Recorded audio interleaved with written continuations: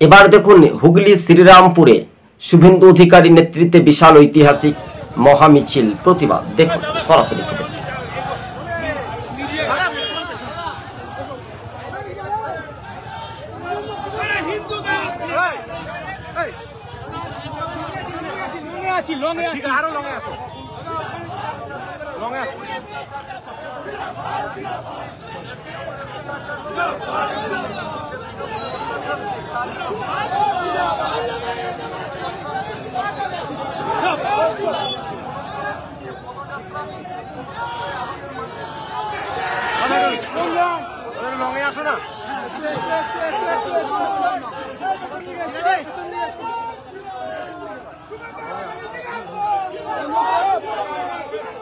হ্যাঁ দর্শক বন্ধুগণ, এতক্ষণ আপনারা মহামিছিলটা দেখতে পেলেন।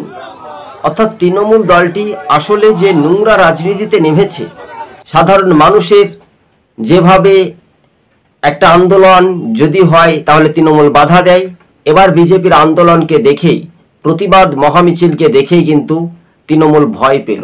তাহলে শীত গ্রীষ্ম বর্ষা শুভেন্দু অধিকারী 26-এই মানুষের ভরসা, রীতিমতো এটাই মনে করছেন রাজনৈতিক মহল।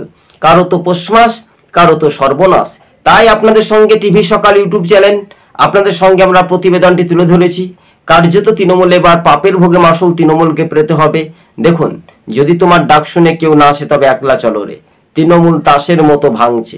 তাই শুভেন্দু অধিকারীর হাত ধরছে যারা একসময় তৃণমূল করত, যারা একসময় শুভেন্দু হাত ধরে তৃণমূল দলটি এসেছিল, তারাই তৃণমূলকে এবার গুড বাই জানিয়ে শুভেন্দু অধিকারীর হাত ধরছে, সম্ভবত সূত্র মারফত খবর। আজকে যেমন বিজেপির মহামিছিলে প্রায় কয়েক হাজার সমর্থকদের নিয়ে, যখন অনুগামীদের নিয়ে আজকে প্রতিবাদে সামিল হয়েছেন। একদিকে হিন্দুদের ওপর আক্রমণ, হত্যা হয়েছে, তার বিরুদ্ধেও কিন্তু গর্জে উঠেছেন বিরোধী দলনেতা শুভেন্দু অধিকারী।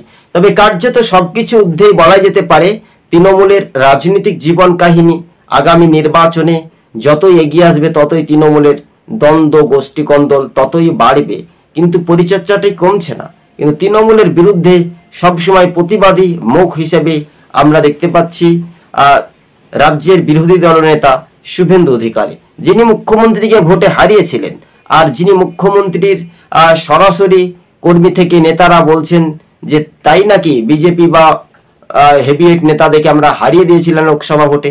তো আমরা একটা কথা বলি, তৃণমূলের মুখ্যমন্ত্রী ভোটে হেরেছে, তার কথার কি আমরা সাধ্য সামাল দেব, তাই না? এই কথাগুলো স্পষ্ট হচ্ছে। তাই দর্শক বন্ধুগণ, আপনারা আমাদের চ্যানেলটির সঙ্গে নতুন দর্শক হলে টিভি সকাল ইউটিউব চ্যানেলটি শেয়ার করে পাশে থাকবেন।